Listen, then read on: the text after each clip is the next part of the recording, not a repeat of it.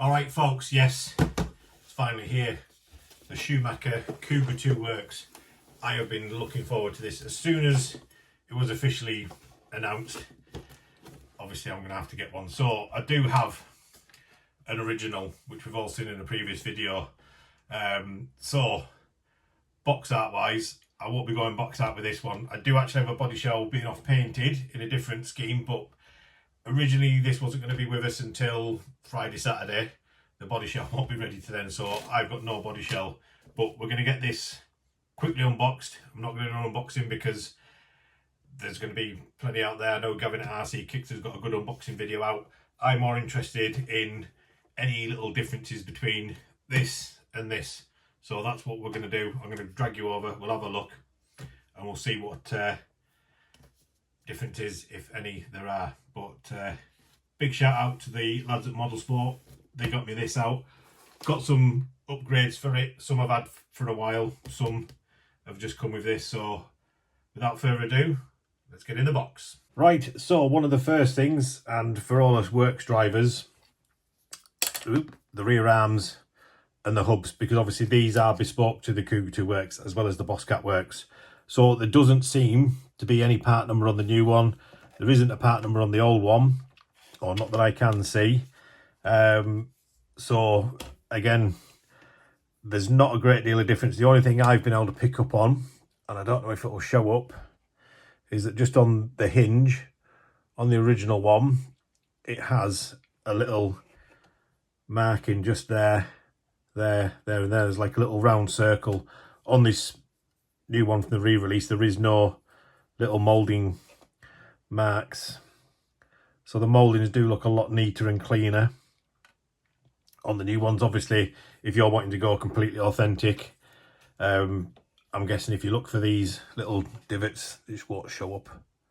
Don't know if you can see it, but yeah, just about make it out there. There's like a little circle. Obviously, your new one, there's absolutely no mark on there whatsoever. And the rear hubs, they look identical. There's nothing that I can see that would distinguish it from an original. They're all the same. So good that we can get these. And obviously, like I say, if you want to go completely original, then there is those markings that will probably be the little telltale. And then obviously we've got the lovely Vario shocks or Pro shocks. So the colouring on these, it's not going to show up great on my camera. The lighting's not the best where I've just moved into this room, but it looks absolutely bob on. So nice to see that we can get these. The other thing is obviously the rear shocks, the shafts were nigh on impossible to find. So now we can just go out and get them. Onto the carbon part. So we've got a nice relatively thick, same thickness as the works, but the carbon weave, I don't know if it's going to show up. It is a slightly different colouring.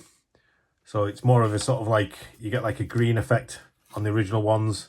On these, they are just your regular carbon. So again, another way of identifying that an original part is that these are just your normal black carbon look.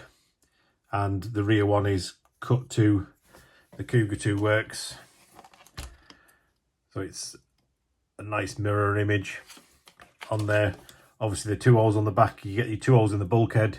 You don't get 4 holes into the bulkhead, so you can basically raise and lower this up a little bit. So that's good to see. So when I build mine, I am going to go completely stock to begin with.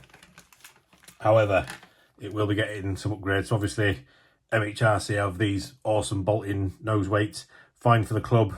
A lot of the vintage events, you're not allowed to use anything like that.